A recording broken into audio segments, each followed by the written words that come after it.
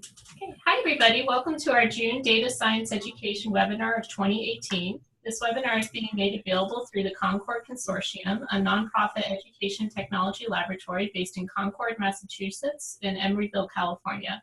You can learn more at our website, concord.org/meetup. I'd like to introduce you to our facilitators, Rob Gould and Emmanuel Schanzer, who will be talking about their work developing two pieces of data science curriculum for grades 7 through 12. They'll be talking about Introduction to Data Science and Bootstrap. Rob and Emmanuel will lead a discussion about what's involved and also share their lessons learned. A recorded version of this webinar will be made available on YouTube. We will email you details about it through Eventbrite after the event.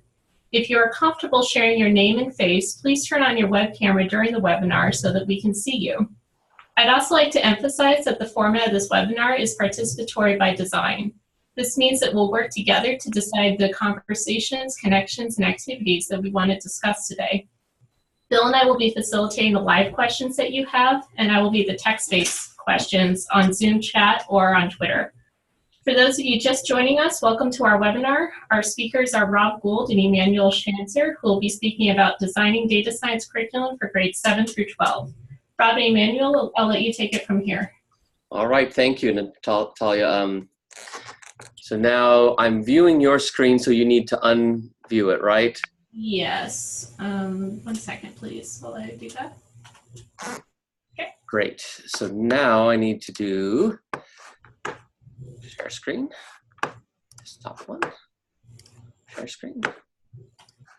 So I am Rob Gould. I am in this webinar so far in presence, but not in mind. There, I am participating in this webinar as in my role as the principal investigator of the Mobilize Project, which is an NSF-funded project, and I should have the typical NSF disclaimer that they don't necessarily agree with anything I'm about to say. One of the main products of that project has been this Introduction to Data Science curriculum. I was introduced to Emmanuel through a mutual colleague, and we thought that this would be a great opportunity to have a kind of live discussion about our two approaches to this topic. Emmanuel, you want to introduce yourself? Sure. So hello, everybody. Thanks for taking the time to be with us. My name is Emmanuel Schanzer, and I'm the co-director of Bootstrap. Bootstrap is a National Science Foundation funded program that creates research-based curricular modules that integrate computer science into other disciplines. So we've got an algebra module that we're known for. We have a physics module that we're working on. We've got advanced computing course, and our latest module is on data science. And so that's what brought me here today. And it's been a real pleasure getting to know Rob, and we're excited to talk about curriculum design. Yeah, so we have gone through, of course, an extraordinarily rigorous series of rehearsals for this, which is to say that things might be a little awkward as we're making transitions. Like right now, I have not been able to get the screen to advance correctly. Let's try.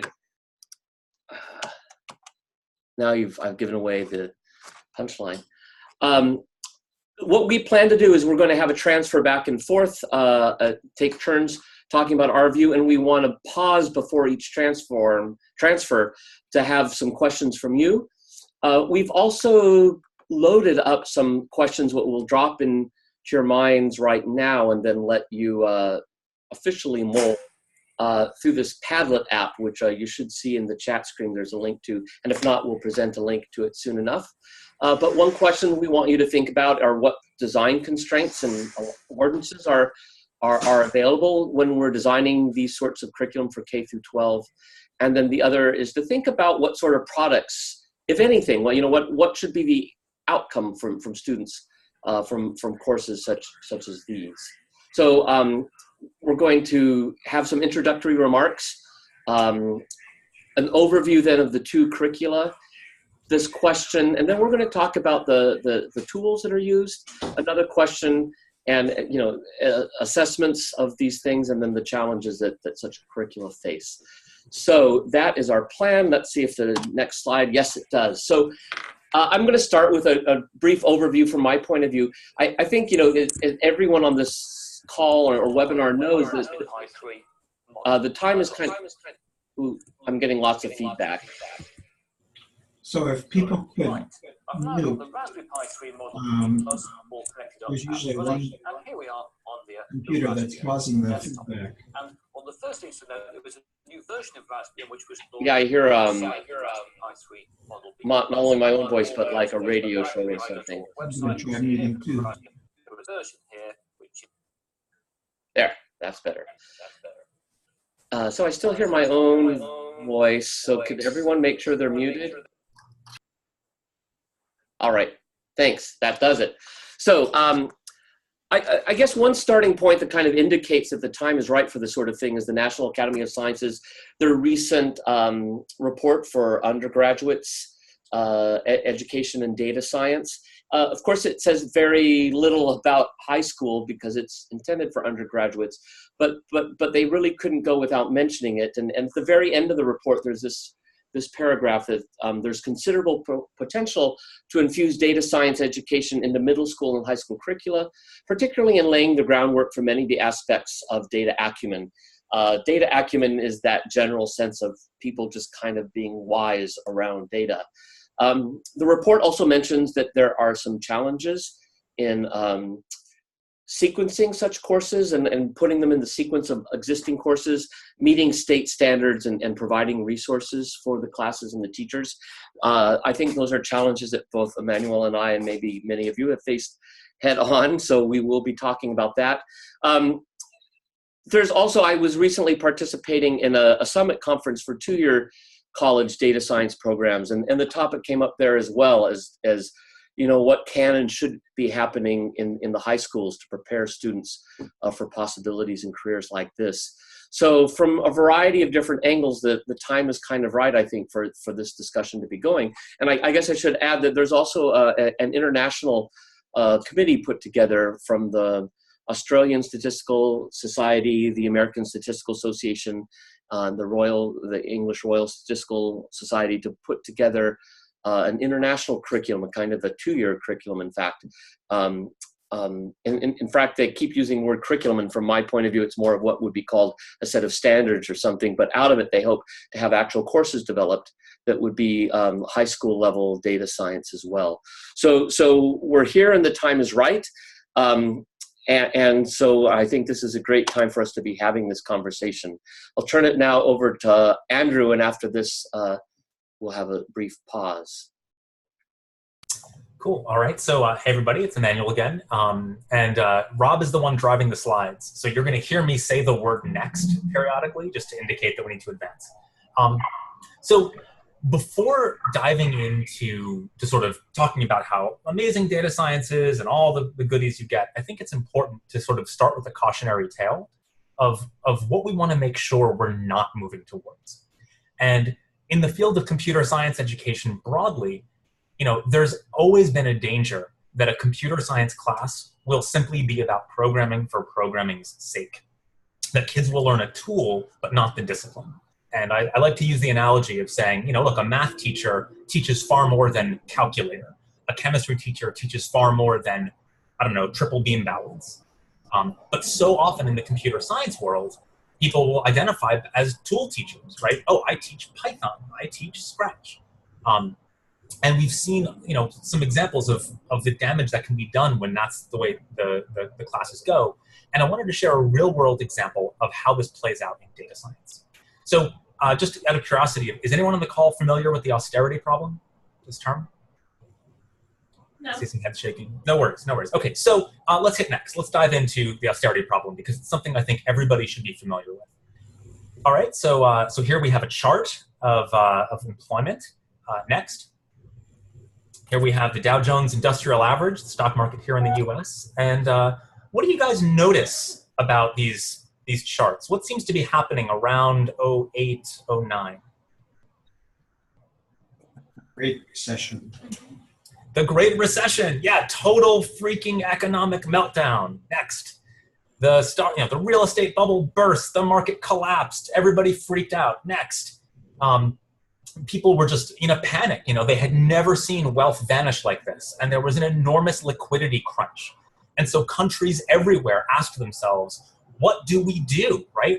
When something like this befalls us, we have two options. One option is we could sort of max out the family credit card and just spend, try to get things going again. The other option is we could pinch every penny, cut everything to the bone to save our pennies. This is what's called austerity. And so quite famously, when this happened, leaders around the world, in particular in Europe, went in the direction of austerity. So next, please. And people were pissed, right? Essentially, the notion was, well, man, these risky bankers have tanked our economy, but now you're cutting our housing assistance, our food assistance, our social programs. So massive social unrest followed. Next. Huge, class warfare, not just here in the States, but just everywhere. Next. Deeply unpopular, destabilizing of institutions and governments. Next. And it really put pressure on existing problems, right? So in the EU, for example, this caused a tremendous fracturing of the union. Of course, we know, a lot of us remember the articles about Greece, but it didn't just end with Greece. Next, please. So, when a bad economic situation is made much worse and the social safety net gets shredded in order to save these pennies and implement austerity, you have tens of millions of people who can't eat anymore, who can't afford housing anymore. And so this led to an increasing wave of migration, which caused yet another crisis in the EU. Next. Lines around the block and lines around the world. Next. Next again. So tens of millions, back one. So tens of millions of people were immiserated because of austerity. And the belief was, well, we're doing it because we have to do it. It's the right thing to do. And this led to waves of migration and xenophobia. And it stoked some existing flames, and ultimately you have the fracturing of the European Union that, if not caused by, was certainly hastened by this question of why are we letting people tell us to pinch our pennies? Maybe we should control our own destiny. So huge tectonic shifts, all because austerity seemed like the best choice at the time. Next, please. Next. So why did these countries go with austerity? Well, these leaders were given advice and recommendations from some Nobel Prize-winning economists. Next. And these folks had essentially built an enormous Excel spreadsheet. They had done some real data science looking at historical trends and precedents in the past to try to come up with, when this situation arises, what is the right thing to do? Should we use austerity or should we max out the card? And next. And of course, the conclusion they reached was backed by millions of data points, which sounded very, very compelling, right? If I told you that you should put your one shoe on before the other, according to millions of data points, you might take me seriously. But if instead I said, oh, this is just my opinion, or the opinion of a dozen people, well, you wouldn't be convinced. And we live in a world of increasingly big data, which means that as long as we're using data science, there's always going to be millions of points. And so all of these conclusions will always sound just as convincing as the austerity conclusion. But there was just one problem. Next. Next again. Next again. It turned out that the conclusions reached were faulty. Next again. And that in fact, if you fix the bug, the conclusion reverses. So this is real impact. This is the actual illness, death, starvation, migration crisis, fracturing of continental organizations that resulted from some accidentally wrong data science. So that's what's really at stake here. And so ultimately, what I want to get across as we enter this discussion about curriculum is that when you're designing curriculum for K-12, are we really here just to teach kids how to use a data science and statistics package? Or are we teaching them how to do more than that? Are we teaching them how to think about findings, disclose what their assumptions are when they write them up, right? If all we do is teach kids how to master, one tool or another, well, I would say that we failed, and we failed pretty colossally. So I'll pause here for questions or comments, and I'll pass it. I'll move us on to the next section. Any responses to this? What was the mistake in the spreadsheet? Well, so it was twofold. One, I know one of the errors, and this is something that's I highly recommend you Google it, just because there's some phenomenally detailed write-ups about this. But one in particular was that the authors had to come up with a weighting system for how they weighted certain pieces of data from the past. And they did not disclose the weighting that they used in their release. It was just an assumption that they made, and they didn't think to write it up. But it turned out that that weighting system was very suspicious. And when they were asked for it and they shared the spreadsheet, then somebody could take a look at it and realized, oh, this is a mistake. Why did you make that? And it turns out they didn't have the justification that they thought they did. So that's one of two errors, but that's sort of the one I want to harp on, because that particular one was not a bug in the code. It was a bug in the thinking. And these people are not dumb people. These are smart folks. So the problem, oh, looks like there's some feedback.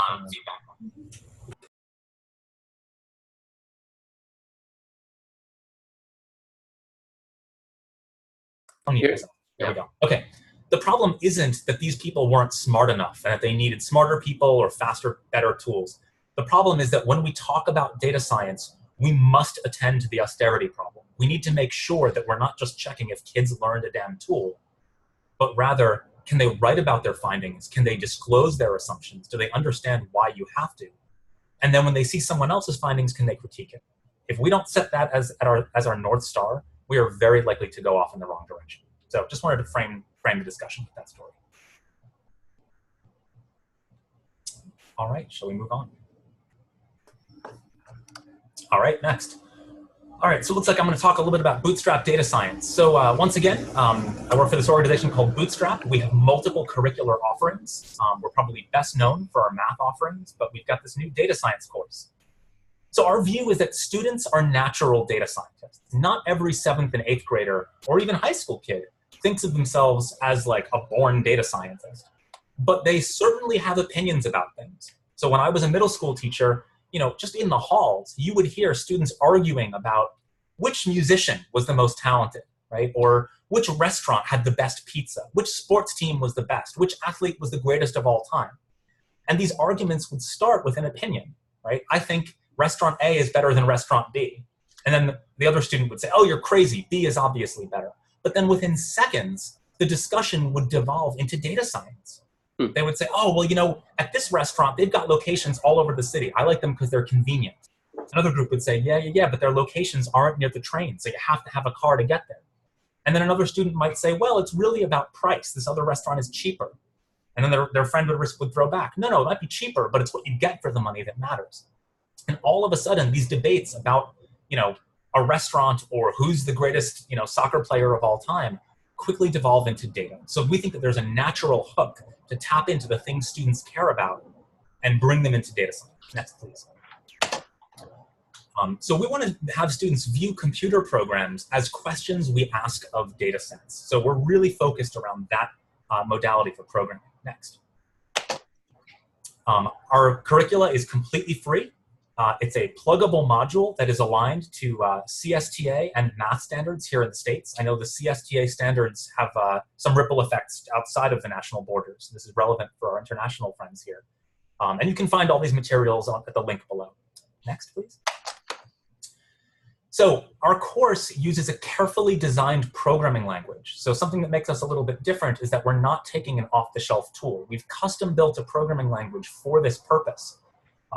If you can imagine sort of a roadmap to a data science course, often there's a certain length of time where a teacher is teaching students the programming language, and they need to know just enough in order to actually do the data science. We think that that first part should be as short as possible. And so for our purposes, we've designed the curriculum, the programming language, and the tool entirely around educational context. Next.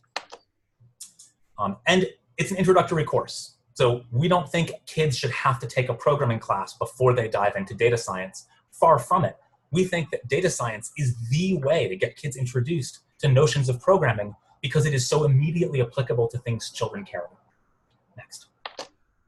Okay, so what does the curriculum look like? Well, students select data sets and questions that matter to them. We've got a wide selection of curated data sets, and of course, teachers are welcome to bring their own. So in the same classroom, you might have a pair of students working on finding, I don't know, the best restaurant in the neighborhood. Another set of students might be really interested in, I don't know, Olympic records. And still another group of students might be interested in social justice, and they might be looking at data talking about the impact of, I don't know, the opioid epidemic, or of certain kinds of community policing. So everybody can be focused on what they care about in the same class. Next, please. The course is divided into a group of units. Each unit introduces a specific concept. Students practice that concept on a shared data set. So the first half of the day, of the period, is always, let's ask a question and look at the same data. Let's talk about it. What do we notice about that data set? What do we wonder about it? What observations can we draw? And then the teacher presents the concept, teaches students how to implement it in the programming language, and then they try it out. The last half of that period is then them applying what they've just learned to their own personal data set, writing up their findings. And these findings always include next questions that sort of bring us into the unit that follows. I've got a list of just a couple of those concepts here. We talk about measures of center and variation. We cover all the usual visualizations, bar and pie charts, histograms, scatter plots, and more. Linear regression. We talk about threats to validity, and much, much more. Next, please. And so getting back to this austerity problem, since I made a big deal about it, I need to at least talk about it in terms of our curriculum. So yes, there is programming in this course, and yes, there is statistics and math in this course, but it is not by any stretch of the imagination merely a programming and statistics class. Every step of this is all about writing and critiquing findings, which means that students are doing a ton of pencil and paper writing. They're doing a ton of talking to each other and presenting their findings to each other, and then asking questions and pushing back. To us, that's the critical component that we need to make sure that we're taking the austerity problem seriously. So I think before we transition, we should have time for some questions, which we count on Talia telling us about if there's something we need to know. Alan Fekete here. I'm one of the people involved in the high school project from Australia that Robert mentioned earlier. But one of the big issues that one has to, I think, struggle with in this is very varied backgrounds, especially in mathematics. So, there are a very large number of students who have been so terrified, turned off by math classes in the past, that any suggestion of mathematical notation or whatever is very bad for them. And there are also a lot who are really lacking in very fundamental requirements. I mean, an awful lot of data science is going to be incredibly hard if, for example, you don't understand ratio. And there are a lot of students in high school who have never understood the notion of when you should divide things and when you should multiply them. And so just wonder how one deals with that. But on the other hand, there are also plenty for whom that's second nature and would be bored witless if you tried to spend time on it. So I think that's a really excellent point. And just to jump off of the sort of math phobia, something that we found in our Bootstrap algebra class is that as long as students are viewing what they're learning as being in pursuit of a goal they care about, you're able to get far more engagement, far more productive struggle, and far more persistence. So, if a kid has to learn about, linear regression because that just happens to be the next chapter in the book, well, yeah, we're sunk. But if a kid has really strong feelings, right? So suppose, for example, they know somebody who's affected by the opioid epidemic that we have here in the States, and they realize that, hey, there's a data set about prescriptions for opioid-based medication, as well as injuries and fatalities from the opioid epidemic. They're going to be really passionate about that, and they're going to be much more willing to entertain this notion of, okay, I guess I got to learn some math because it's in service to something that matters. In Bootstrap algebra, we have a similar thing. I mean, it's a common trope that a kid raises their hand and says, "When am I ever going to have to use this?" Well, if it's in pursuit of building a video game, which is what we do in that course, or if it's in pursuit of researching a result that kids care about, whether that's climate change or who has the best slice of pizza or who's the best quarterback of all time, well, any and all of those answer that question. Statistics and math become really important if a kid feels passionately about proving something or disproving something in the world around them. I mean, that's the motivational side, but there's also just the huge gaps in background. I mean, concretely, an awful lot of what one would do in a data science analysis requires one to be comfortable just with the idea of adjusting for population, or, you know, there's a whole lot of stuff like that that you have to be able to do. Yep. And so what do you do if there's a kid coming up and you say, oh, you know, we've got this data set about, you know, fatalities, but, you know, the reason California has so many fatalities is California also has so many people. Let's try to find out the rate of fatality so we can get a fairer comparison. And so you say, okay, we take the number of fatalities and divide it by the number of people, and the student doesn't understand what it means to do a division. How do you, because that's, you know, you essentially have to say, in order to do this, you're going to have to go and take that. It's not even the algebra class. It's, you know, it's an elementary school class that you never understood. So I'll tell you what we found, and of course this is all sort of specific to our environment. So I can tell you what we found in the US, but your mileage may vary elsewhere. So what we found is that, yes, there's plenty of gaps in understanding of even basic mathematical concepts. But what's fascinating is that even the so-called high-performing students who are very, very good at memorizing, you know, how to do long division, or who can do it in their head, are often just as clueless about when division is called for when doing an analysis. And so the mathematical skill gap, as like you're describing, is pretty vast, but the problem-solving gap is often not vast. So the good news is that often they're on a very similar playing field. The bad news is that it's an incredibly low playing field. But when we're talking about, you know, designing something that scales all the way down to 7th grade, a key ingredient of this analysis is that we need to empower students to be independent enough on their own that once they've done something together as a group and we then turn it over to them and say, now you try it, some students are simply going to parrot what they've done. They're going to say, okay, I learned how to do this one thing for the shared data set, which perhaps involved dividing something by population. So I'm going to do that with my own. Now, my friend over here, they're going way deeper. They're doing all kinds of crazy analysis, but I'm right here where I'm comfortable. I want to do the analysis that I just saw and understand it for myself. And so by building that flexibility in, you guarantee that everybody reaches a certain minimum threshold, but you allow those who want to go farther to go a whole lot deeper, or I guess a whole lot deeper, simply by building that into the curriculum as part of the design principle. So I'm not saying that, you know, the challenges that you're raising don't affect us. I think they affect every teacher in every discipline. That just, there's tremendous variation. But what I'm responding to is that we have some opportunities that are unique to this content area that allow us to address them in some pretty cool ways. Yeah, and if I could just jump in on there too, I think I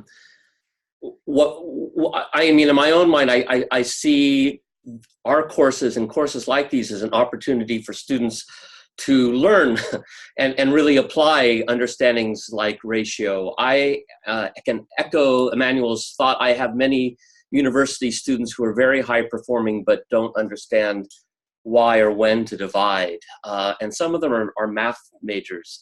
And so somewhere I think that notion of kind of engaging with actual applications. So I mean, I think I see these courses as a chance for students to make those mistakes of saying, boy, California is a dangerous place to live because lots of people die, and then being able to be corrected in those sorts of things. And in a context like this, other than I have like a straw man evil math class in my mind all the time that's just taught purely with chalk and abstraction, where I'm not convinced people will learn much about math or statistics or the real world. So shall we there's some nice things in the chat. So some of these things I think we'll get back to it in our discussion at the end. So hold those thoughts. So for the Introduction to Data Science course, So like I said, this came out of an NSF grant called the Mobilize Curriculum. And I think kind of a key feature is its partnership with the Los Angeles Unified School District. So LAUSD, as it's commonly known, is the nation's second largest school district. It's quite large, both in terms of mileage. I think from tip to tip, it's almost 80 or 90 miles. So it's quite a drive. It's extremely diverse. I didn't prepare a slide with all the statistics as demographics as I often do, but I believe there's something like close to 80 languages spoken within the district. Many different ethnic groups, immigrant groups, but that diversity is also sometimes disguised because within any one school, it's often not terribly diverse. It's also a very low socioeconomic district, although there's, as we know, among this group, there's that sort of single summary statistic hides lots of school-to-school variability and within-school variability as well. So bottom line is it's an incredibly diverse place. It's very large. It's extremely challenged and taxed to provide sufficient resources to the students. I believe there's 750,000 students in the district, so it's larger than some cities. So our curriculum was developed with that district to offer a course that they could offer to their students. Our primary goal in this course was for students to learn and pose and answer what we call statistical questions that address larger issues. So we are really, it's an inquiry-centered course. We've learned the hard way that students and teachers and professors are not, in statistics, are not that skilled at posing productive questions that lead, to fruitful analysis. And so we often just kind of assume it's something students will pick up as they go along, but we're kind of devoting this curriculum to teaching that very explicitly. In a larger scale, after this, I'll talk a couple slides about the content itself, but in a larger 10,000-foot level, we're trying to teach students to think in ways that have been described as statistical and computational. And we see this as kind of a blend of the two. And I think the way, at least I've kind of started to describe it, is it's computational thinking applied to data. And so computational thinking is a large, amorphous sort of vaguely defined thing that includes lots of different habits of mind, lots of different practices, and mostly approaches to problem solving designed to get solutions into computers. But we're focusing on that area of that comes into play when you're talking about data. And that includes a lot of statistical thinking about data critically, thinking about number sense, thinking about data collection methods, data quality, and as well as statistical methods. So we have I should say it's a year-long course. It's divided into 4 units, which are each 9 to 10 weeks long. As a legacy of how this project began, which I'm not going to go into here, but each unit contains something called a participatory sensing activity. Now, this is a paradigm that was developed by one of the originating faculty members here at UCLA, originating on this project. She's not old enough to be originating on the faculty, but she was a computer scientist in her research, Deborah Estrin. Her research field was designing and understanding the data from sensors that were designed to collect data. So she developed a framework she called participatory sensing, which on the simplest side is just a technical device in which mobile devices are used to collect data, which sounds really simple, but it's kind of wrapped up into a larger framework of building communities that are united by their goal to answer particular questions. So it's a little like citizen science, but in my mind, at least, the way citizen science works is somewhat from the top down, where the scientists say, hey, we really want you all to go out and collect data about what flowers are blooming and when, and then that data is sent back upstream and the scientists organize it. In a participatory sensing campaign, the whole community kind of participates as equals, collects data on their phone. Of course, because of the way phones work, that data is often much more than we think we're collecting, and that's part of the curriculum. And that data is then kind of shared within this collective to answer the questions that were motivating of the collective. So each unit contains some activity along those lines, and a culminating experience is to get the students to design their own activities, which is harder than it sounds, as anyone who's tried it knows. The classrooms, the course itself is kind of divided into two components. One component is a classroom component. And in the classroom, we have lessons that are designed to encourage an active learning style, inquiry-based. And this, in the classrooms, there's a big emphasis on basically the conceptual understandings. So a variety of topics are covered under this situation, problem-solving activities, lots of discussion. Say a little more about that in a moment. And then there's also computer labs. And in the computer labs, they're using RStudio, and they're learning how to import, export, organize, analyze, work with data. It's in two separate units because we can't guarantee that every class will have computers every day at all moments of the day. So that was kind of one of the design constraints in this particular case, was to break it into two components. Now, in some classrooms, they are at the computers all the time, and others, they may go down the hall once a week at some reserved time and use the computers there. I should say just a little bit more, just because it's a little interesting about the participatory sensing. So it works on their mobile devices, which the students bring themselves. When the project began about 7 years ago, there were, I think, about 50% of the students had their own mobile devices, and some of the NSF funds were used to buy loaner devices for the remaining 50%. That's now gone up to something like 98 or 99% mobile device ownership. Now, many of those students do not have data plans, but the devices still work when they're in the, with the Wi-Fi that's provided in the classroom. So just a quick overview of what the content of the course looks like, and then I will pause.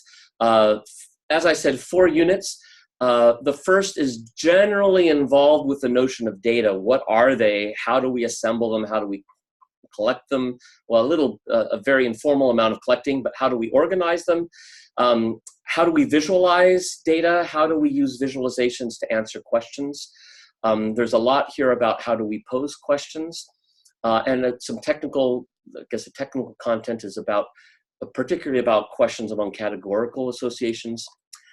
In Unit 2, it starts out with numerical summaries for numerical data, but then goes into probability and the normal curve. This is where we're checking off a lot of math standards boxes that were required. I think I forgot to say this on the final slide, but one of the saving graces of this curriculum from our point of view has been that because we checked off all the right math boxes, taking this course allows students in California to validate Algebra 2. So Algebra 2, aka Intermediate Algebra, goes under many different names in many different districts and states, and the content varies somewhat. But it's a course that's often taken before the course that's called pre-calculus. So it usually includes some trigonometry and multinomials, polynomials, things along those lines. So students who take our course, that would count as an Algebra 2 course with the purposes of attending college. It doesn't stand for the content of the course, but it meets that level, checks off enough boxes that their mathematical levels at Algebra 2 have been satisfied as far as the state is concerned. In the third unit, we get our hands dirtier and dig deeper into collecting data. So there's discussions about observational studies, controlled experiments, the advantages, disadvantages, a section on how sensors are used to collect data and what those data look like and the issues involved around that, surveys, and also a little bit about how data are organized on the web through XML and other formats. I said scraping there, and the students actually don't really go out and scrape data, although they do in a small sense. But they're made aware of what that means and what the data are and what the issues are around it. And then there's a fourth issue, which is kind of the fourth unit, which is the modeling unit, which includes regression, linear regression, but it jumps very quickly into multivariate regression. And it does it with an aim towards making predictions and not so much about assessing parameter estimates. And there's a little bit at the end about unsupervised learning, mostly around k-means. One thing I should add, and I'm just realizing I didn't include my wonderful visualization of this, is one of the primary thematic unity things that what we created for this is based on the 4 stages of the statistical investigation process from the ASA's guidelines for assessment and instruction and stats education, which are also very familiar, I think, from the New Zealand folks from the PPDAC cycle that Chris Wilde and Maxine Fancook found and described. Basically, we've condensed into something called the data cycle, which has a nice visual, which I'm sorry I didn't have that slide in for you to see. But the data cycle starts out with the first step is to pose questions. The second step is to consider the data that you have available to answer those questions and its suitability for answering those questions. The third step is to carry out an analysis. And the fourth step is an interpret step, where the analyses are interpreted to answer those questions. And then often the cycle kind of starts again with a refinement of those initial questions. So that's kind of the unifying theme that runs behind all of the activities in this unit. And I'm glad I remembered to mention it, because you'll see me drop that name into the next couple of slides. So I think this is a good place to pause to see if you have any clarification questions about this this unit, this project. I have one. To what extent, this is a new course in a way, to what extent did you find yourself creating lessons around things that you would say was new content? And to what extent did you feel that you were approaching content that might be taught elsewhere in a new way? Good question. I mean, I think in one sense we approached everything as if it was new content, partly because our initial goal was to leverage this participatory sensing as far as we could, which turned out to be not very far. And so we had to kind of find alternative ways around it.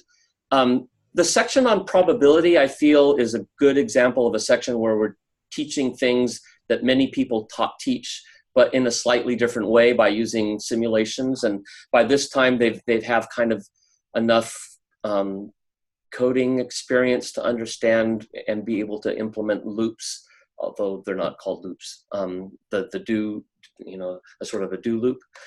And the normal curve, I think, is maybe the one thing in the curriculum that everyone teaches, and we don't have anything new to say. And I will say honestly, that was a checkbox thing. Without that, it would never have been adopted. So there it sits, and in some isolation, because it also violates a design constraint, which is that any important thing anything we introduce gets used, and we never really found a great use for the normal curve. Now, I guess we talk about z-scores and standardization, but we use that that's used quite a bit later, and is another kind of sort of standardized, common topic, although I think it's done less commonly in high schools than it is elsewhere.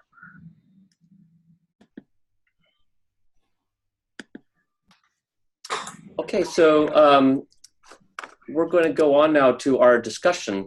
So this is where it gets a little puzzling to me as far as what you're about to see on your screen. But we have this Padlet here, and I'm going to click and see what happens. So what happens for me is this window opens up, and this is a chance for you in this column over here. This is a second question. You can either type in your answers here, or you can add new boxes, and you can somehow create connections between things like that, for example. So we'd like you to consider this basic question of what do you feel are the main constraints that we should be keeping in mind, and we in the broader community, when we're thinking about designing data science for K-12 classes. So feel free to talk out loud, feel free to type, and we'll have a little roundup discussion in a few minutes.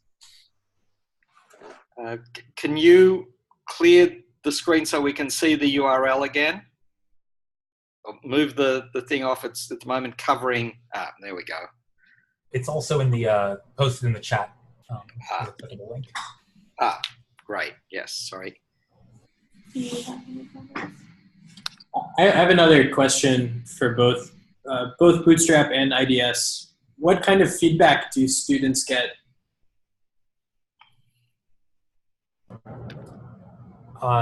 Just sort of in general, or feedback on their end product, on activities, what specifically? In general, like what feedback helps students learn the most? Yeah, so there's a couple of locations in the curriculum, at least for Bootstrap Data Science, where this feedback comes in. For the portion of it where they're on the computer and they're actually programming some data science stuff, we have a structured approach to program design that involves thinking in multiple representations, and each representation is essentially a check on the other.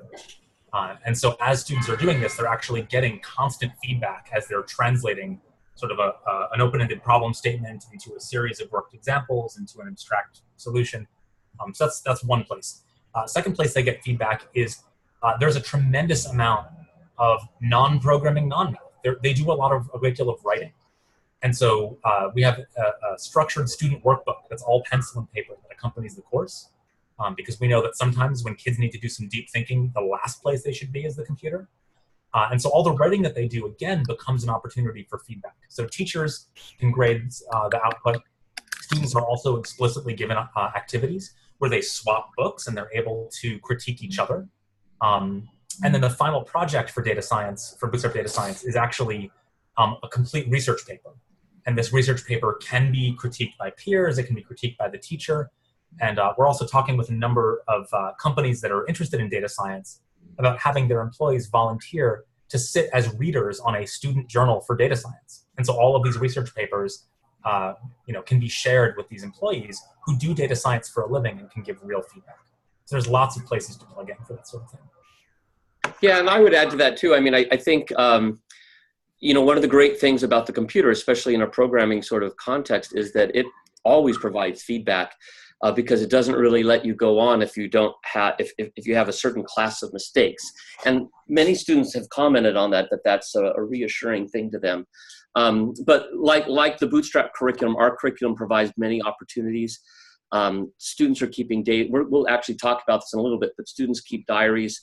They're doing, the classes are discussion based, so the teachers have lots of semi-informal opportunities to assess what the students are knowing and not knowing and to provide feedback. There are unit assessments, there are certain milestone projects that are done, and each of those are opportunities for the students to get feedback. I don't want to embarrass him or anything, but we do have a teacher who I didn't know he would be here, but one of our teachers is on the phone call, so if he wants to chime in at any time, he's welcome to. But you're allowed to stay silent as well if you'd like.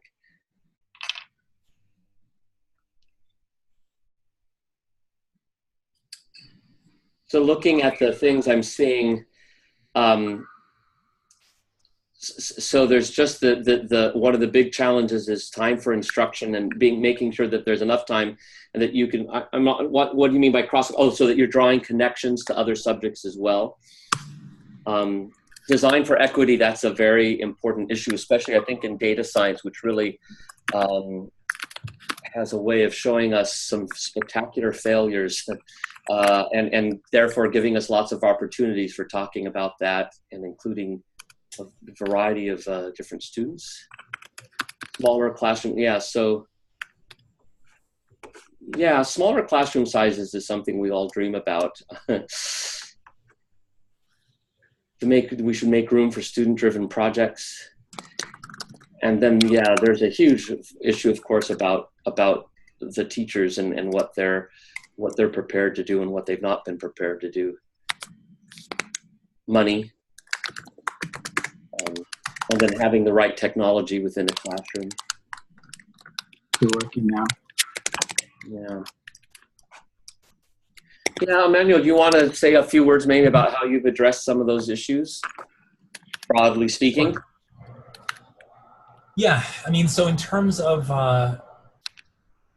crosswalks, I think that's one that we think about a lot. So the Bootstrap Data Science curriculum can be used as a standalone data science course, but the design principles are that we very much want it to be integrated into existing courses. And so crosswalking is something we think a lot about. So much like IDS, we're very attentive to state and national standards to make sure that a teacher can look at our materials and see exactly where they fit into their scope and sequence. Another element that I'll talk a little bit about more in a later slide, but I think it's worth bringing up here, is that there's more than just alignment of topics. There's also alignment of tools. So for example, a teacher, let's say a teacher in a math classroom, they have a lot of math they need to teach. And so, we choose a programming language that's explicitly designed to behave the way math behaves, in contrast to things like Python or JavaScript or Scratch. Specifically so that teacher spends more time reinforcing the notional machine of mathematics that they themselves feel comfortable in and that they actually have to teach, rather than squeezing additional time in for some other notional machine. So I think crosswalking topics is key, but crosswalking tools is key as well. In terms of how to fix student mistakes, I think this is where having a lot of paper and pencil scaffolding is really critical. 9 times out of 10, when a student makes a mistake on the computer, if it's not a typo, chances are it's not a problem on the computer. It's a problem up here in their head. So by having students make that explicit on paper, a teacher who may feel uncomfortable debugging code on a computer, but feels totally comfortable debugging pencil and paperwork, which is something teachers do all day long. That's how we address the sort of teacher fear of mistakes. I could talk about other stuff too, but those are the ones that jumped out to me, Robin. Yeah, and the one that jumps out to me is the design for equity, because this is something that was kind of at the heart of our project, and it is a tough one. So I think what's interesting is, our curriculum really comes and is wedded to the math standards of the state, and so it's taught by credentialed math teachers. When you're saying f of x is a polynomial, and this is what a polynomial is, race issues aren't explicit in that discussion, and so they don't come up in class. But when you say, here's a map of how water was consumed in Los Angeles, and what do you see, or suddenly, often race and class issues are brought up to the surface in ways that math teachers and science teachers haven't really been prepared to discuss. And so we created within our curriculum something we call them data discussions, or data moves, data discussion moves, that's what we call them. So kind of based on this literature of data moves in the classroom, that are some fallback things teachers can say to keep the conversation steered onto the educational and pedagogical goals of the discussion, without alienating students, without making the 2 or 3 people from one particular group feel like they have to bear the weight of their entire group in a discussion of the classroom, things along those lines, which I know in other disciplines people are better prepared for, but in math and science we're less prepared for. So I think that's something wise to keep explicit. So if anyone has another comment they'd like to make, let's make it right now, and otherwise we'll move on. Rob, there's a few questions in the back channel. My screen is going crazy. Oops. Okay. In the back channel.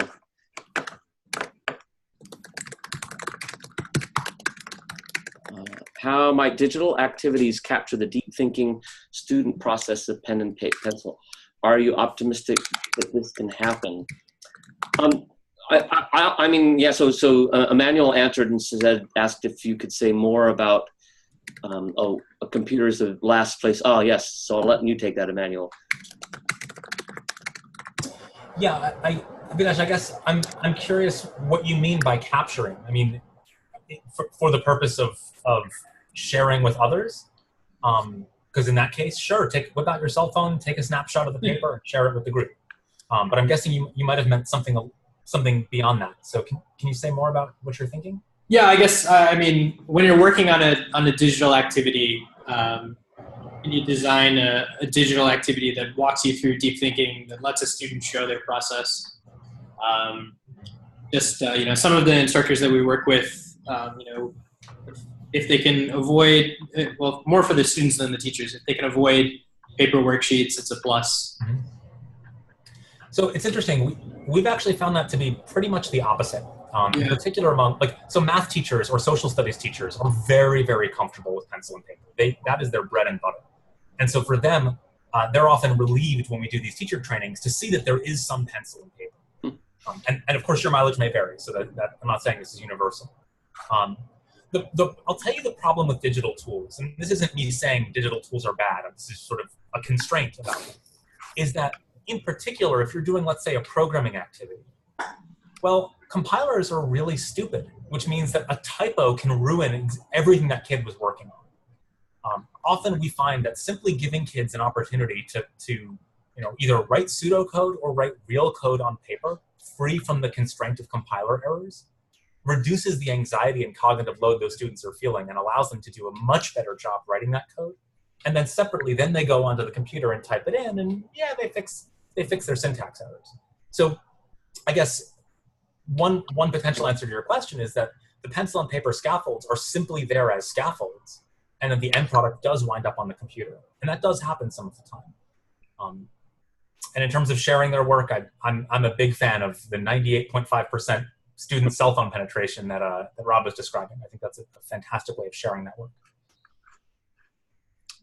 All right, well, thank you. So that kind of leads really nicely into our next topic, which is to talk about the tools that are used. So I'm going to let Emmanuel start to talk about this.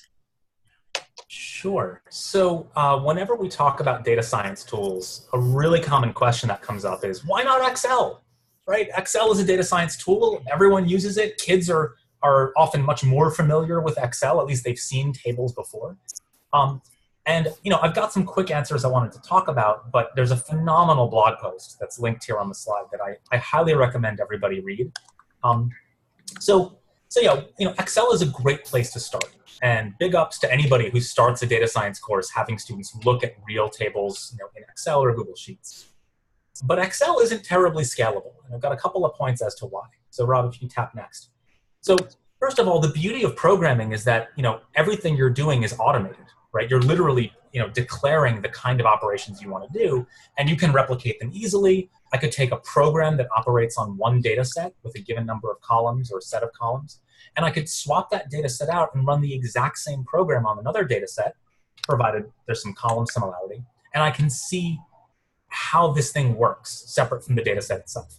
Whereas on Excel, often the operations that you're performing aren't done programmatically. They're done by clicking through, dialog boxes and checking things and, editing settings, which means that all of that work is lost, right? It's locked into that file itself. I can't abstract that away and then apply it to some other file as easily. So automation sort of disappears and we muddy the data and the programming. Next. Oh, sorry. There. So yeah, organization, namely, and I alluded to this earlier, that you need to have a separation between the data set that you're working on and the program that you're writing. Muddying those two makes it really easy to make mistakes. Anyone who spent enough time in Excel, can tell you some horror story of a really complicated formula that they had socked away in a cell somewhere.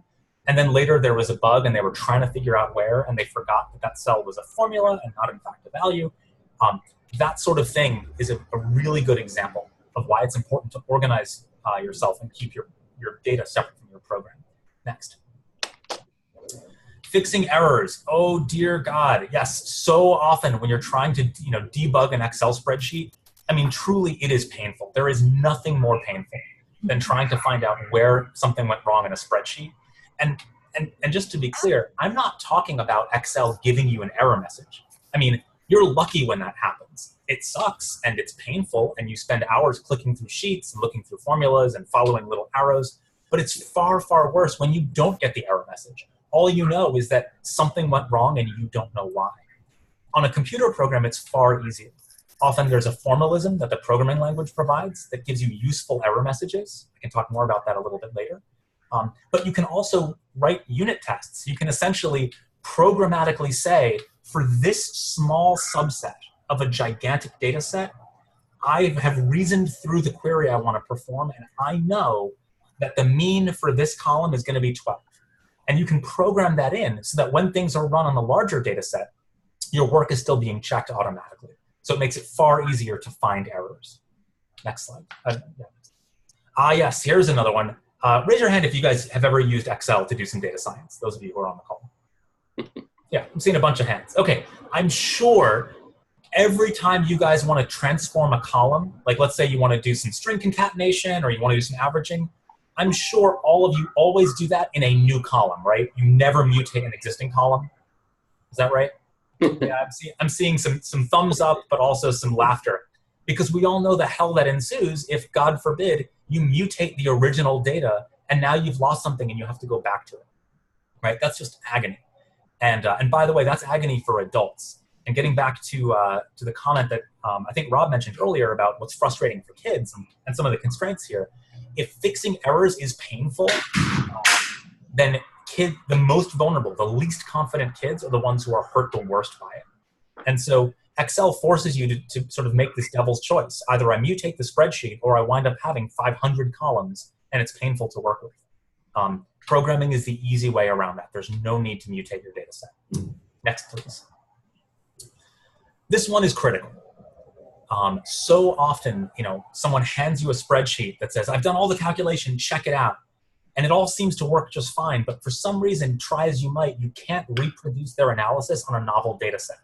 And that's not the fault of the person who did it. It's that, again, Excel often locks away all of these hidden settings that you've twiddled to get things to line up just so. And the formulas are obscured, right? All the programming is sort of sprinkled throughout your document in all these sheets instead of in one place. Reproducibility is a critical component of doing any kind of science, let alone data science. And once again, if you want to take the austerity problem seriously, we need to give kids an appreciation for your analysis is an artifact in and of itself. And that artifact can be applied to multiple data sets or to a subset of your original data set. And the analysis should still stand.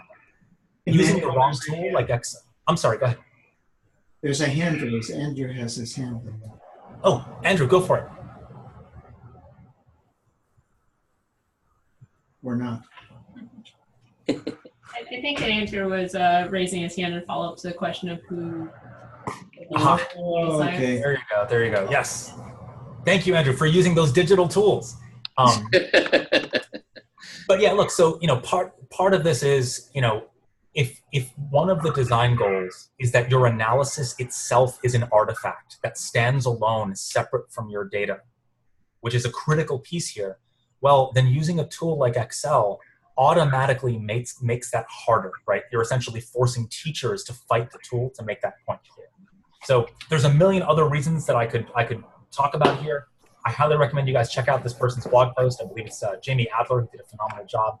And I'll turn it over to Rob for another tool question.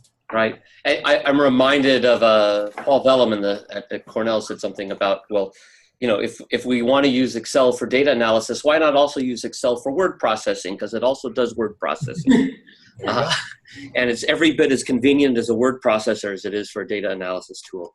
So here's my thing going crazy again. Where are we? Tools. So I wanted to raise this, we both wanted to raise this issue of, what are the primary goals? What role should programming play in a course such as this one? And I found this to be kind of an interesting question because at the 2-year Data Science Summit, there was a lot of give or take on this issue about how important was it to instill fundamental principles of programming and also some fundamental practices and skills in programming, or was it better to kind of do it, just learn what you needed to do in order to understand the data? And I'm not going to talk about this too much except to raise it as one of the constraints that I think we need to talk about and when we're thinking about curricula. I mean, to me, the real question is, are you talking about a course or an entire program of courses? I should say this question came up too. Our department is discussing a new data science major with the math department, oddly enough. And And I shouldn't have said that, but the discussion came up about how much, programming should we have? Well, I think we agreed that in a program, a series of courses, one of the outcomes for someone who is identified as a professional career aspirations in data science is they need to be able to learn new languages quickly, and that means they need to learn some fundamentals of programming and really have at least one programming language deeply embedded within their neural networks, their actual neural networks.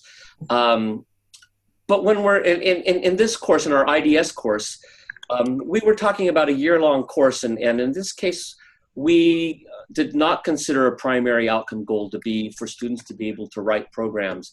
I have, I guess, two analogies, and one is if this was a writing course, we're teaching them to try and write really good grammatical sentences, and sometimes 2 or 3 sentences in a row, and occasionally the occasional paragraph, but we're not asking for essays.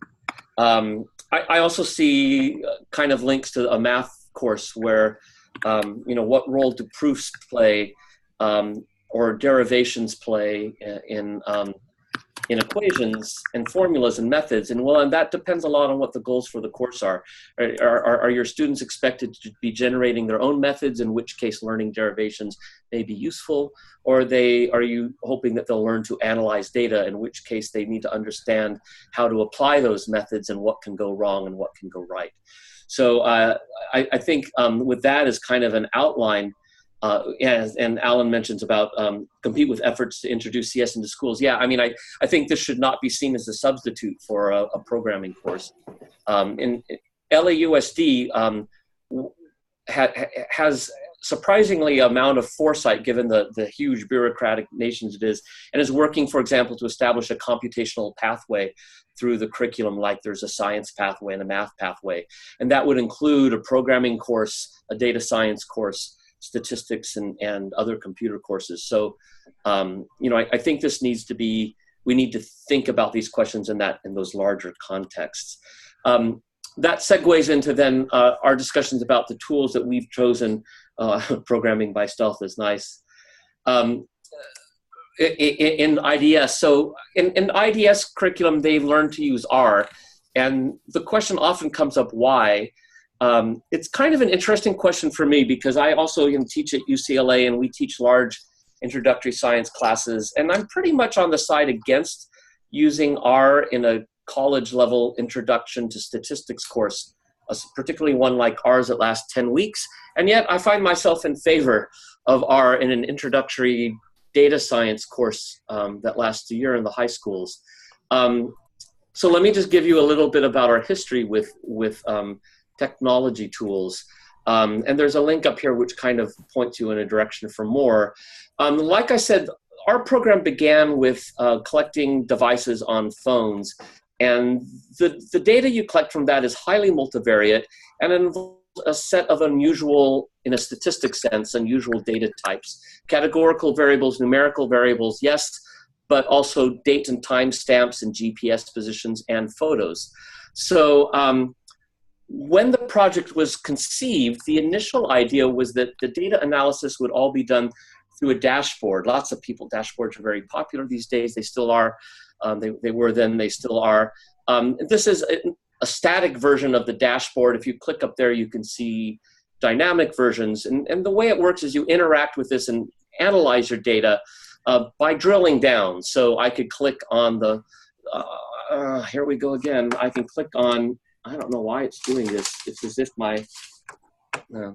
any case, I could click on landfill and it would be subset to show me only observations that have the value landfill in this type variable. So the data set you're seeing here, by the way, is from students and teachers collecting data on the trash they threw away and what they were doing when they did it and what sort of bin they put it into and that sort of thing. So this turned out to be a good tool for generating hypotheses and giving students kind of a quick overview of what the data looked like in some sense, but makes it really hard to do more deeper analyses. So it's really hard to answer questions, for example, of you know, how did the time of day for landfills compare with the time of day for recyclables? Because you find yourself clicking back and forth of those two and watching the histogram in the bottom kind of update itself. And what you really want to see is top to bottom or side to side comparisons that you don't have to click back and forth. You know, so that led to a discussion of, well, and also I think it's agreed that in a year-long course in data science, interacting with a dashboard is using someone else's summary of the data. It's a high-level summary, but it's a summary nonetheless, and doesn't allow us for as much exploration and mistake-making as we might want in a curriculum. So round 2 was a program called Deduce-R. The R is usually uppercase if you want to go look it up. This was compelling to us for several reasons. It's a very nice, slick graphical interface to R. This is a newer screenshot. I think when we first looked at it, it didn't necessarily reproduce the code, but I could be wrong about that. It was written by a former graduate student of our department, so that made it attractive. And I still would recommend it as a really nice, very nice package. But it had one fatal flaw, and this goes to the design constraints. It had to be installed on each and every laptop. And there was simply no way we could scale that up in the district of this size. So that led to round 3, the final round, which was to choose R. I don't think we would have done it were it not for RStudio.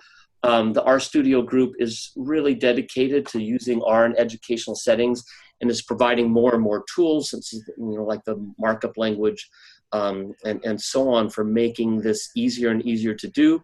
I'm not going to go into great detail here, except to say that the RStudio panel allows you to type in one corner and to see output in another, and that in and of itself is so much better. It encourages reproducibility, but we felt it also is part of the it's part of the statistics community, and it's part of the growing data science community, and so we could also excite students, and this does seem to be a selling point, that they're actually learning a professional package. This is actually something that's not just within, sometimes students think it's within the teacher's mind or within the code. It's not a small playground, it's a vast, vast playground. Now, within that vast playground, we've made it somewhat easier to navigate by creating an R package called Mobilize-R.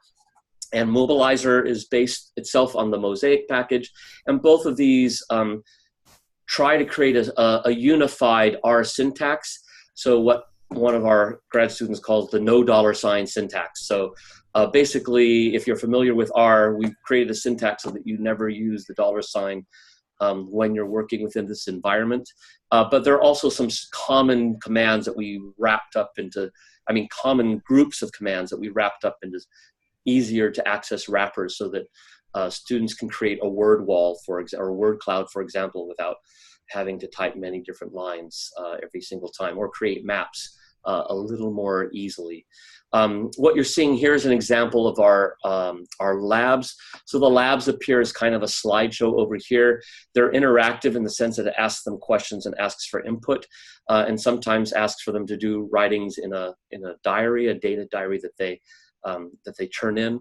And often the labs are primarily focused on teaching some syntax, but mainly teaching applications of the methods that were learned in class. And then not within the lab itself, but later there's a wrap-up activity where they write up or present in front of the classroom their findings. So I'll turn it over to Emmanuel. Rob, before we... Oh, we were going to have questions. Any clarification questions? Yes, I see one. Rob, would IDS students before this course already have explored why? No, so before this course, they know nothing. We designed this course for juniors, which would be 11th grade, which would be, 15, 16-year-olds. In a large district like LAUSD, it's very hard to have control over who gets into classrooms. So we also have lots of 14s and 13-year-olds, but there are no prerequisites. The prerequisite is Algebra 1, in which they've often not seen any really graphs or data displays of any kind. So they are taught about how to think about the displays. That has to be explicit in the curriculum. is their first time experiencing statistical graphics. There was also a question from earlier that I'm just going to read out loud. The question is, are there things we would notice on entering one of these classrooms that would surprise us as different than what we normally see? Well, I think in our sense, in our classrooms, you would see a lot, compared to a math class, you'd see a lot more discussion. You would see students working together and arguing somewhat animatedly, and you'd see them kind of working things out as a group. And you wouldn't see much writing on the board, and you wouldn't see as much teacher telling them what to do. The teacher would be leading a discussion more. And if they're in the lab, computer lab, then it's unlike any math course in the high schools. Do you have some? Well, I'll turn it over to Emmanuel. Well, I think the same goes as well for us. I think Rob said it perfectly. I think this is one of the beauty, part of the beauty of teaching introductory data science course, that it allows you to take what have traditionally been pretty dry, conventional concepts and put them in a context that's project-based, that's student-driven, and that's really applied. So I second everything Rob just said. Wonderful. Okay, and one more question. Sorry to keep going. For what fraction of students do you think programming poses a nearly insuperable barrier?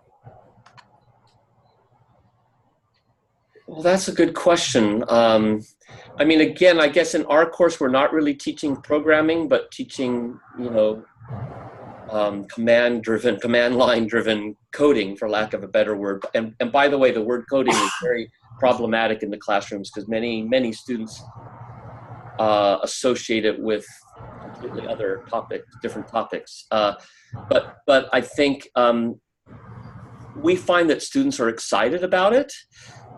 I think they find it hard, but they find it surmountable. I mean, I don't think we have very many students who protest at all. A couple of years ago, I had a master's student kind of analyze the R logs that students were preparing with the notion of looking at how long did they work before they gave up, so kind of looking at persistence. And of course, you can't then compare that to persistence in a math class or something because there's no R code being generated and it's a completely different context. But one thing we found was like, two things happened as the year progressed. One is that students went much longer. Well, one is that in some subset, they didn't get as many error messages, and so things that were harder before they did correctly the first time. But the other was that they were willing to go much further before either giving up or finding a solution. So we saw as things got more complex, students were really willing to go a lot further in trying to solve that problem themselves before getting help for it. So I think it's something that they find satisfying in some way. Yeah, I have to second that. I mean, I can say, you know, from our experience with Bootstrap Algebra, you know, we reach 25,000 plus kids every single year. And because that curriculum is also an intro class, and it's also aimed at integrating into a mainstream course that every kid takes, those are 25,000 real students, not just the kids who self-selected into a programming class or whatever it is. And I can tell you, you know, some of these students are as young as 11, and some of these students are kids who really struggle in math. We've never found the programming itself to be, you know, the stumbling block. It's, you know, is there a percentage of kids for which it's insurmountable? Probably. I think that could be said for nearly anything in a classroom. But the reason I hesitate to assign a number to it is that every time I think I have a number, it turns out that I'm wrong, and that, you know, I was projecting my own beliefs about, well, this kind of kid or this, you know, they're not going to be able to do this, and it turns out those are just my projections. And if we engage them correctly and we build tools that really work for kids, that number just keeps dropping. All right. Let's talk about Pirate. All right, so yeah, so this is a really nice way to sort of compare and contrast our approaches, because I think that Rob makes a really good point, that one of the beauties of R is that it allows kids to put their hands on something that is literally what you might find a professional data scientist using at their job. And for Bootstrap Data Science, we've gone in the opposite direction. So Pirate is a real programming language, but it's also a language that you're not going to find in a lot of jobs. So why on earth did we take such a different approach? Well, let's hit the next. So the goal for Pirate is that it should be an authentic but accessible programming environment and language for novices. So it's entirely cloud-based. There's nothing that needs to be downloaded or installed. If you have a Chromebook or a computer or heck, a phone, you can program in Pirate. And when I say authentic, well, what do I mean? Well, click next slide. So it can do all the normal stuff, right? You know, you can generate all the pretty charts. It's got a Python-esque syntax, so it looks very real. It looks very familiar. But it's got some nice features that make it supremely well-suited for a learning environment. I think it's a really good reason to choose a tool, to say, I wanted to choose a tool that the professionals use. But I would posit that there's another reason we might choose a tool, which is to say, well, you know, maybe we want to choose a tool that's optimized for students and teachers who are afraid of programming, or perhaps optimized for younger kids. Next slide. So what does that mean to optimize it? Well, first, it means that the programming language needs to support the learning that's already happening. There's some research out there in the literature that, around what's called the notional machine, which is essentially the mental model that a person builds up whenever they use any tool. For example, I am not a car mechanic, but I have a mental model for how I think my car works, and I use that mental model all the time. If I see a car stop short in front of me, I know exactly how hard I need to slam on the brakes, even though I don't truly know the inner workings of my car. Notional machines are everywhere, and every child needs to learn the notional machine of mathematics in order to graduate from secondary school. That is a hard constraint. And we could argue whether that's good or not, but that's irrelevant. That's just where we are. And what's interesting is that so many programming languages that we use in K-12 look like they have the same notional machine. They appear to have numbers, they appear to have variables, they appear to have functions. But it turns out they have a completely different notional machine. So for example, in languages like Python, I can say x equals 4, and then on the very next line, I can say x equals x plus 2. Now, there's a logic behind that. It's easy to teach a kid how and why that works. The problem is that's undermining the notion of what a variable is as far as math goes. And there's plenty of literature out there that looks at the challenges that we present when the model we're teaching undermines learning that kids already have to do rather than supporting it. So back to Pirate. Pirate behaves exactly the way that math behaves. Functions are functions, variables are variables, and numbers are numbers. And that might sound blatantly obvious, but it turns out that's quite rare. So we're enhancing the notional machine, which means a math teacher can bring their intuition to bear when they're talking about code or debugging code. Secondly, lots of teachers think it's important for kids to learn from their mistakes, right? I think we all agree that mistakes are learning opportunities. But when you look at a programming language, especially a programming language that's chosen for professionals, often the language itself generates really poor error messages. And I know a couple of folks have already brought up the anxiety that teachers have. Oh my God, what if something goes wrong in the code? How do I debug it? Well, if the error message just says, you know, invalid error, null pointer on line 6, well, that kid is screwed and so is their teacher. Here's what error message looks like in Pirate. Next. So we've explicitly built Pirate to have not just structured and easily understandable English sentence error messages, but to have them be color-coded. And if this were animated, you could actually click on the colors in the error message, and you would see the corresponding components of the source code flash. And we're not just doing this for sex appeal. It's that if you empower students to be able to read the error messages and make sense of them, well, then suddenly mistakes are opportunities for learning, and they can be more independent. Plus, teachers' blood pressure goes down, and that's a good thing. Next. We also wanted to support structured programming. So this goes back to the question about feedback that I think it was Rob, not Rob, well, so one of you had asked about assessment earlier. When a student sits down to write programs, often, and Will, you were asking about kids that are afraid of this, for whom it's insurmountable. Often you have what's called the blank page syndrome, right? They have a blank bunch of text and they're like, I don't even know where to start. And unfortunately, that's the way programming is often taught. We basically just tell kids to go nuts and figure it out for themselves. But what we don't tell them is that there's actually a way of problem solving, right? And in traditional contexts, like whether it's math, solving a problem in a math class or writing a paper in social studies, there are strategies for decomposing problems. So one of those strategies that you often see in professional contexts is called example-driven design. That before you go and write your function, for example, you declare in code an example for how that function should behave for a specific input. And this is like bread and butter for math teachers, right? A car is moving at 20 miles an hour. Let's first talk about how far it's gone after 1 hour, 2 hours, 3 hours. And then let's ask our students, what's the rule? What's the pattern? And generalize. Pirate includes built-in support for example-driven design that makes it really easy for teachers to take what they already know how to do and translate it onto the computer. We also have easy interface with Google Sheets. Sometimes just slurping data into your program can be a bear. In Pirate, you can literally say, let X equal this Google Sheet. And now all of a sudden, your entire Google Sheet is a variable. And if a table is a variable, well then guess what? Your queries become functions on those variables. And by rooting these things in real functions, once again, you're playing to teacher strengths. Math teachers know functions, even if they don't feel like they know programming. So if your environment looks like functions, well then heck, you've just been able to accelerate your start from taking 3 weeks of intro programming to a couple of days. And then finally, because it's in the cloud, literally you have a web browser, you're good to go. So we chose Pirate to be easy for learning contexts, and we readily admit you're not going to see a lot of professional data scientists using Pirate, but for our purposes at least, that design decision was okay. Next, please. So at this point, we've got another open discussion here, which is we've talked a lot about tools and pedagogy and content, but let's talk about product. We all agree that project-based learning is fantastic. So what are the kinds of things that we'd like to see students create in one of these classes? And Rob has helpfully set this up on Padlet so we can share our thoughts and discussions. And I'm realizing now I can't reach my own Padlet unless I leave presentation mode. Let's see here.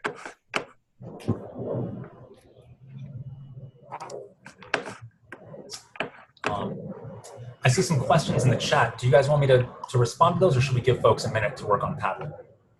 Well, people are getting into the Padlet, Emmanuel. I think it'd be interesting to the back channel. Is there any instruction in particular? I can see you're kind of reading this one. Yeah, so Anna posed a really good question. So she writes, surely history has taught us that there's an issue with participation in fields like CS, math, physics. If programming is so accessible and so engaging, why is the participation so depressing? Well, I can tell you a couple of things, but I'm just going to focus on one, which is that bad pedagogy screws the vulnerable, and computer science is content-rich and pedagogy-poor. And the same can often be said for things like mathematics and physics. So often we've got this great content that is inherently cool to kids. Let's take physics, for example. What kid doesn't want to build a water balloon trebuchet? I mean, that's something that a lot of kids are interested in. The problem isn't the content. And it isn't that the content is merely hard. There are plenty of hard things kids will spend years of their life doing, whether it's ballet or tennis or football or art, God knows what. The issue is that often if you have a teacher who simply learns the way that they were taught when they were in school, or in the case of computer programming, actively embraces the philosophy of here's a problem, go nuts, figure it out, and come back to me. What that does is it empowers the students who are already confident and self-directed because they have all the tools they need to play, and completely disempowers the students who aren't used to that environment.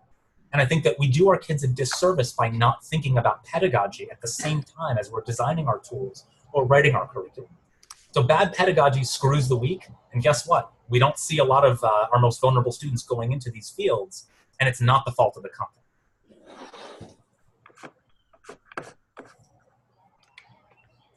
Yeah, I guess I would add, am I muted? I can't tell anymore. You're good. No, I'm not. Just to echo on that, I mean, we've been very challenged by teaching. I mean, I know that there is research in pedagogy and in programming, and we're not trying to teach programming the course, but we were really challenged by the question of what does an inquiry-based active learning environment look like when you're doing R? And I'll just leave it as a general challenge because it's a good one to consider. I'm not going to claim that we've tackled this completely, but we've made, we're still struggling with that, I think. Rob and Emmanuel, there's another question posed talking about right now that there aren't many teachers who are confident teaching this relatively new material. Can you speak to that a little bit? Tell you what, I know, Rob, we've got a slide at the end under challenges. Maybe we could make it a point to address that once we get to the end. Yeah, let's do that. And Emmanuel, I sent you a private message if you want to respond to that. Oh, should we skip ahead for the sake of time? That was what the question was, yeah. Yeah, I think that's a reasonable thing. We can hop over to challenges and then we can answer the question right now. Yeah, so let's do that. So I'm going to go back to PowerPoint, go back to sharing my screen, and that should do that. It's amazing how quickly 2 hours can go by when you're having fun. Oh, there we go, play from current. All right, so you'll quickly see the astounding things we're going to miss. We wanted to talk about assessment. Why don't you just walk us through these items really quickly, Emmanuel?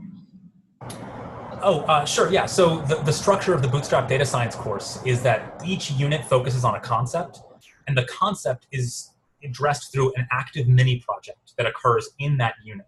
Next. But at the same time, there's this meta project. So as students are doing their mini projects, they're then applying what they learned back to their data set and answering question after question, and they're sort of saving a diary. So the question raised on one day results in the analysis the next day. And the end result is a complete research paper. Next slide, please. There are activities where students are reading and critiquing each other's findings. Next. One quick example of this is fake news, which is a big deal here in the US. So we actually offer up data and faulty conclusions. And we just tell students something is wrong with the conclusions, but we're not going to tell you what. What are the possible reasons? So students get really comfortable being critical consumers. Next. Oops, one more. There you go, structured problem solving. I mentioned that you have these different representations that are self-assessing on the previous representations. Next. And we've got our workbook. And once again, the final product is that every kid publishes a finished research paper that they can present in a poster discussion at a sort of a science fair for the stats department or the social studies department, depending on where it's at. And I believe that's the end of this. Oh, and we also use questions taken from APCS principals data. Great. Yeah, so we have a variety of assessment opportunities as well.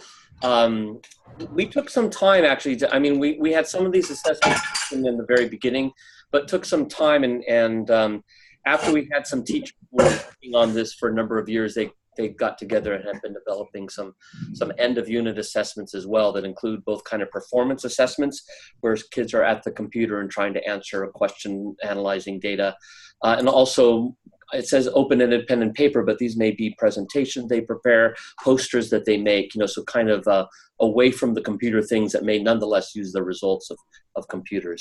So those are some of the assessments. And assessment, this kind of leads to the next thing, which I'll go through really quickly. Since assessment is listed there as our challenge, I'll just start off this, I guess, with the observation that the challenge of assessment is closely tied to the challenge of professional development. So when teachers are first teaching a subject and they're coming from a discipline that's not statistics or computer science, it's very hard for them to know what to assess because it's very hard for them to know what benchmark performance looks like, what sort of things are there. And so I think, that's been a big goal of the professional development is to help the teachers become comfortable knowing what sort of output is expected from a student at a struggling level and at a successful level and those sorts of things. So we've outlined 3 areas of challenge here. The first one I think comes right from the NAS report we kind of started out as like, what about course sequencing? And we added, who teaches it? Are they math teachers? Are they computer science teachers? Are they science teachers? What credentials do they have? And so on. Do you want to add anything to these thoughts, Emmanuel? Yeah, I think just to put in a plug for data science education in general, that the beauty of data science is that, especially introductory stuff, with a relatively small set of concepts, you can make it fit in all kinds of classes, right? Like, let's be real. We're not going to add a mandatory data science class to every school in a given state, let alone the entire country anytime soon. But what we can do is say, hey, if you're an environmental science teacher, you can have your kids look at the climate data that you're already showing them and do a short unit on data analysis to have it come to life. If you're a business teacher, you can take sales data. If you're a social studies teacher, you can look at exit polls or data drawn on the impact of policies. Data is everywhere, and these teachers in all these subjects use it regularly. I think, Rob's job and my job and anyone who wants to build curriculum is to figure out a way to take the path from stopping what you're doing in your regularly scheduled content and get kids messing with the data, to make that path as short as possible. And if we play our cards right, then you can find these modules in social studies classes, biology classes, environmental science, stats, and AP computer science. So in theory, anybody could. Yeah, and I'll just say a little bit more about the professional development, although I suspect that among this group that not too much needs to be said. But, I think there's, in my mind, I talked about straw men, or so I think this one is actually an actual sort of model for how statistics is sometimes taught, which is it's taught by someone who writes the formula down on the board, asks students to plug some numbers into it, and as long as the students all get the same number, then they're content that they've learned the statistical lesson and they move on. And I guess I would emphasize that the fact that we're using technology and sophisticated technology doesn't mean that that doesn't still happen. The difference now is that students make a graph of who knows what that's meaningless, but it produced a graph, the computer gave them output, and then they move on. So a big part of the reason professional development is needed is not so much to teach the technology, although that is very important, but it's really to teach that what does it mean to learn, find meaning from data. When we talk about finding insights, what does that mean? We've spent a lot of time, again, on the pose questions phase. What sort of questions can you pose and can you not pose? I've done this activity now many, many times in front of many different groups of people of many different backgrounds, where I've given them a data set. Sometimes it's from a marathon, sometimes it's from a study about lizard morphology in the Bahamas. And in both cases, there's about 20 or so variables that are pretty clear what the meaning is. And I ask, pose some questions that are interesting to you that can be answered from these data. In every single context that I've asked that, there's a large number of questions posed that are unanswerable by the data, and sometimes don't even make sense given the data. And these are among smart, sophisticated, well-educated people who simply are not used to working with data. And so those are for that group of people. And now we're talking about 16-year-olds, and what does it take to prepare a teacher to get a 16-year-old to that point? I think this is my general plea to any policymakers who may be listening, is to funnel as much money into professional development as you can, because this is a field that really needs it, particularly given that that I think a lot of data science teachers will come from math teachers. And this is not a big part, neither statistics nor computer science, and certainly not data science, is not part of the preparation for math teachers. So I think we have to take this, as perhaps the more important than the curriculum itself in many ways.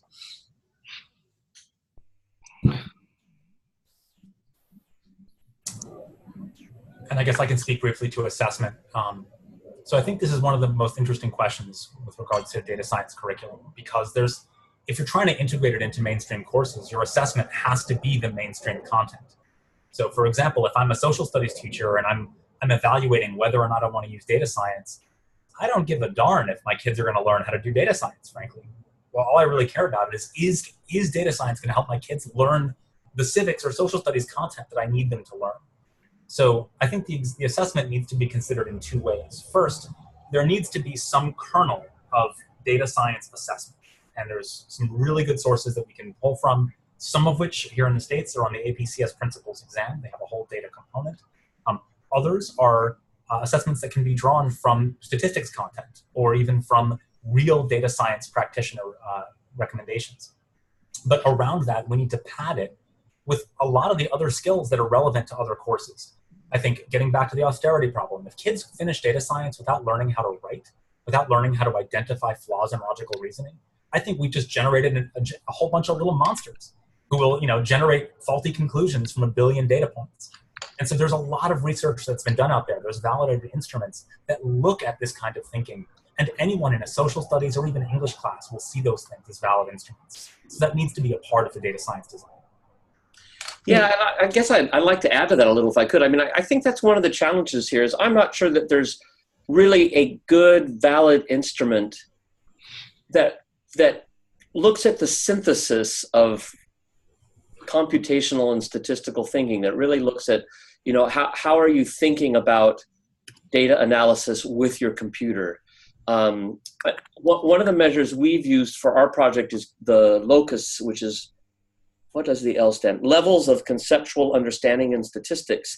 And its big advantage point is it's tied to those 4 steps of the investigative process I mentioned before, which are also very closely related to the mathematical processes that the Mathematical Association has laid out. So it has a nice framework for assessing the statistical concept, but there are no questions, say, within there that that test whether students understand data structures or how the data could be reorganized, or whether this format of the data is a suitable format for answering some particular questions, or which columns of the data set are relevant. And you know, there are some computer science assessments out there that get more at those, but then pay less attention to the statistical understanding side of things. And so there really is a need for I feel for some grounded, validated assessment that merges this area together. And if any potential funders are on the call, I think it'd be really interesting. Funders and policymakers, we need them on the call. To have this validated instrument be developed and deployed by multiple curriculum developers. So I think it'd be really interesting to have, you know, Rob's team and my team work together and come up with something that everybody can benefit from. Just I have a question. As you were developing these courses, did you come upon any research questions that you really wished you had an answer to about how kids learn to work with data, or how they integrate programming with data? And, you know, were there questions that you wished that there was a body of research that would help you in your design?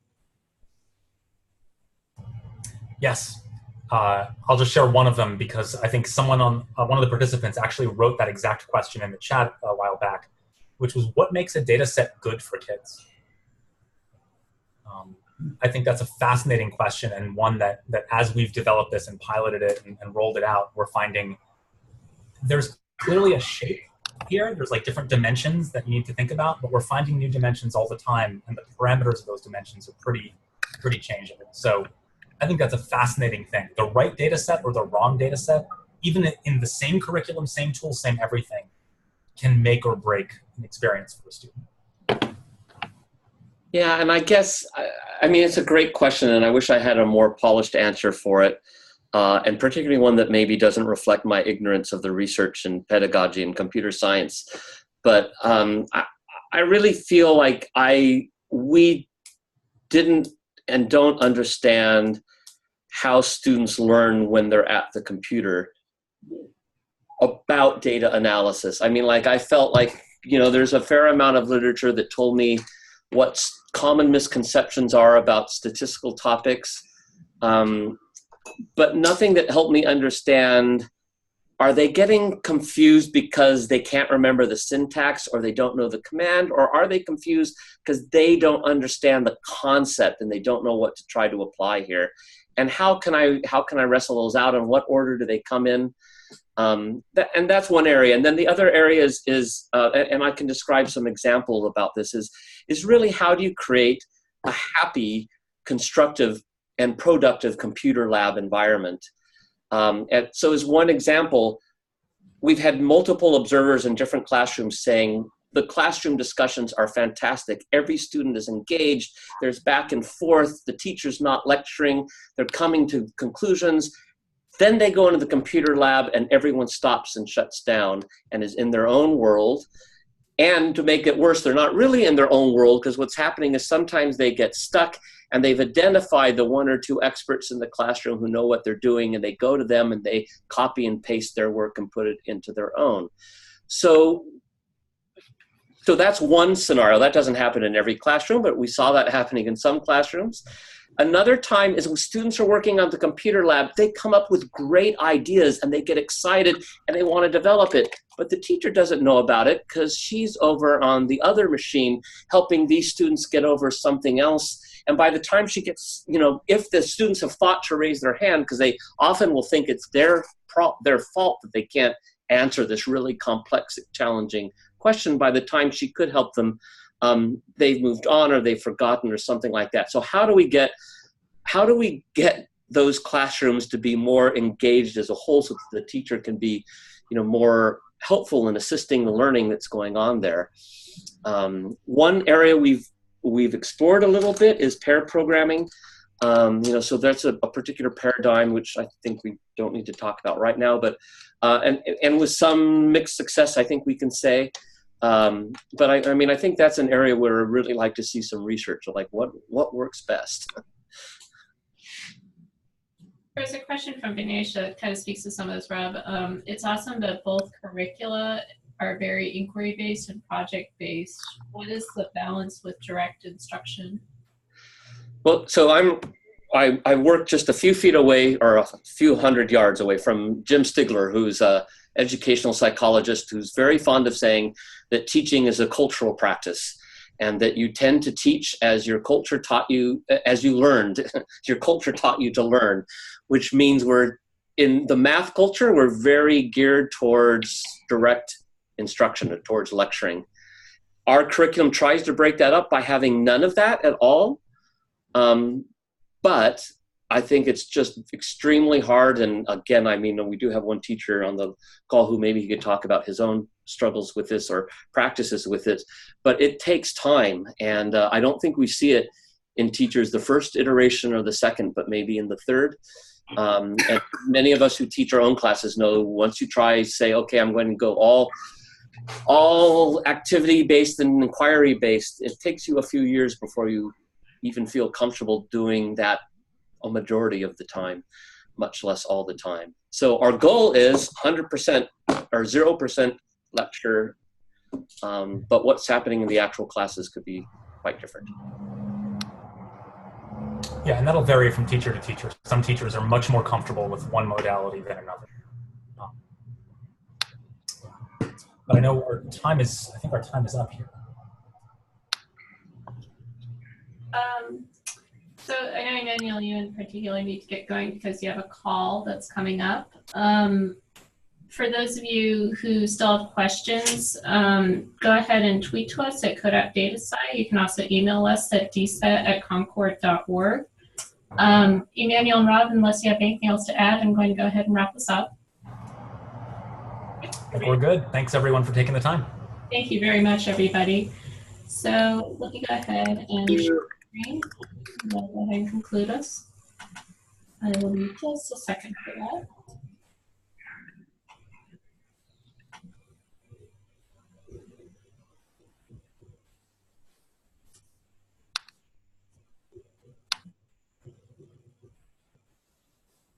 Okay, my apologies, it's taking me a second.